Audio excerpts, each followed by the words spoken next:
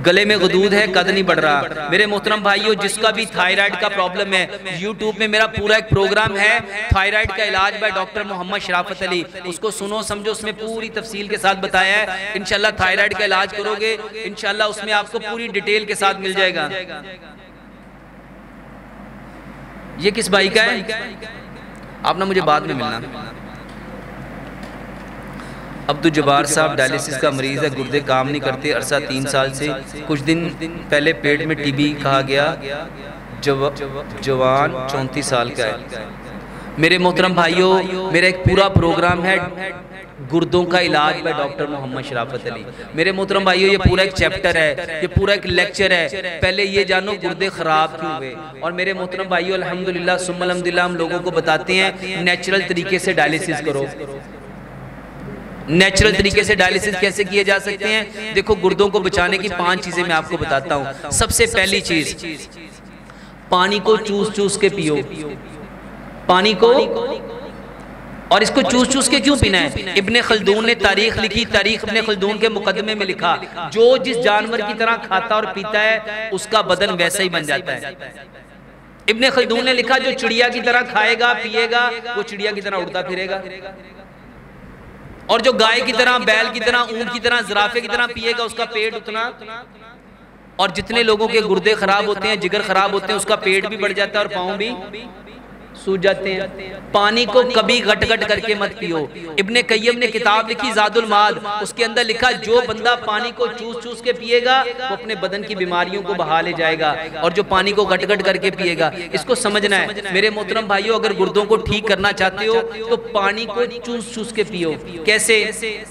एक गिलास पानी मंगवाइएगा, ये नजर नहीं आएगा, एक गिलास लेगा। सर, ईंटों पे जब पानी लगाया जाता है, आपने कभी देखा ईंटों पे पानी कैसे लगाते हैं? उस पे थोड़ा थोड़ा पानी डालते हैं, पानी उसके अंदर क्या होता जाता है? अब्जॉर्ब, जज़ब हो जाता है। और अगर हम पानी उसके ऊपर एकदम ज्यादा डालेंगे तो वो क्या हो जाएगा? बह जाएगा।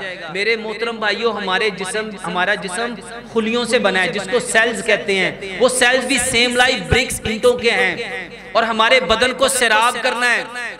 हमने अपने बदन को क्या करना है? सैराब करना है। पानी को चूस चूस के पियो। मेरा एक पूरा लेक्चर है जिसमें मैंने लोगों को बताया पानी को चिड़िया की तरह चूस चूस के पीने से आप कितनी बीमारियों से बच सकते हैं। और खास तौर पे जिनके गुर्दे खराब हैं, मेरे मोहतरम भाइयों, गुर्दे, पानी आपका डायलिसिस तो हो नहीं रहा तो मुंह पे ऐसे पानी लगाओ। अभी वो ग्लास लेके आते, मैं आपको बताता हूँ। पानी को चूस चूस के पियो। दूसरे नंबर पे, खाने को इतना चबाओ, इतना चबाओ, इतना चबाओ, इतना चबाओ, इतना चबाओ, खाने को पानी बना दो। खाने को पानी बना दो। खाने को पानी बनाना है और पानी को इतना चूसना है, इतना चूसना है, इतना चूसना है। मेरे मोहतरम भाइयों, जब पानी को चूस चूस के पियोगे, एक है पानी को गट गट करके पीना, एक है पानी को चूस चूस के पीना, दोनों में डिफरेंस समझ आ रहा है? तीसरा काम, लंबा सजदा करो, लंबा सजदा करो। जल्दी नहीं आ गए? चलो सर, ये पानी है,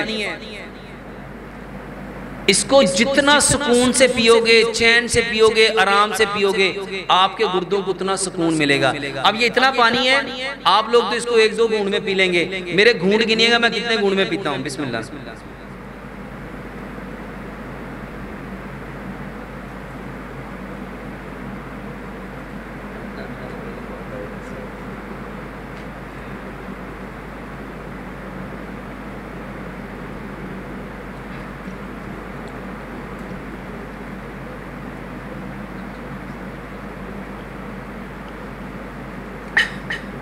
मैंने इतना सा पानी कितने घूंट में पिया? मैंने 20 घूंट में पिया। बताओ, जब ऐसे पानी मेरे गुर्दों में जाएगा तो पानी गुर्दों को ऊपर कोई इफेक्ट करेगा? जब आप चूस चूस के पियोगे, इसका सबसे पहला फायदा ये होगा, आपके मुंह के अंदर जो सिलिवरी ग्लैंड है उसमें से स्लैवा इसके अंदर ऐड होगा। दूसरे नंबर पे मेरे मोहतरम भाइयों, बुखारी की सही हदीस है, इन्नमल अमालु बिन्नियत। अमाल का दारोमदार किस पे है? जब मेरी नीयत ये है कि मैंने इसको सब्र से पीना है, सुकून से पीना है, हौसले से पीना है, बर्दाश्त से पीना है, तहम्मुल से पीना है, तो फिर मुझे क्या मिलेगा? सबर, सुकून, हौसला, बर्दाश्त। और अगर मैं इसको गट गट करके पीऊंगा, मेरे मोहतरम भाइयों, हर शख्स जानता है तेजी का काम किसका है? शैतान का। तो पानी पीते वक्त, खाना खाते वक्त हम कौन होते हैं? पानी को जितना चूस चूस के पियोगे, इसके साथ मेरे मोहतरम भाइयों खाने को चबा चबा के खाओ, लंबा सजदा करो। देखो ये जो गुर्दे हैं ये इस वक्त ऊपर से नीचे की तरफ हैं।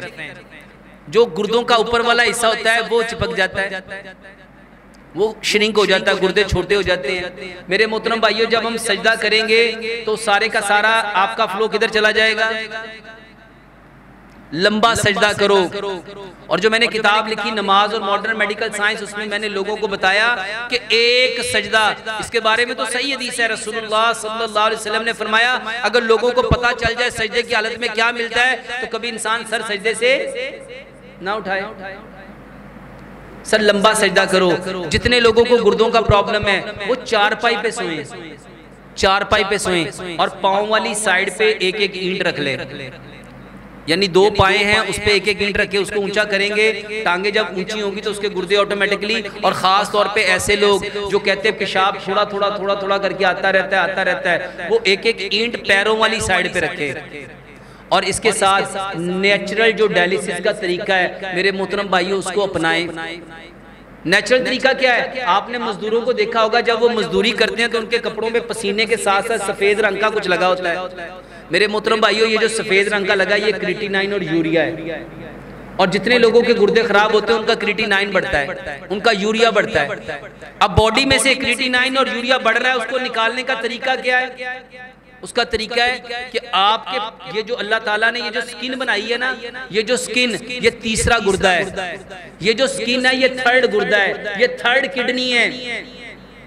मेरे मोहतरम भाइयों, ये जो स्वेटिंग आ रही है, ये जो पसीना आ रहा है, ये मेरी बॉडी से टॉक्सिन को निकाल रहा है।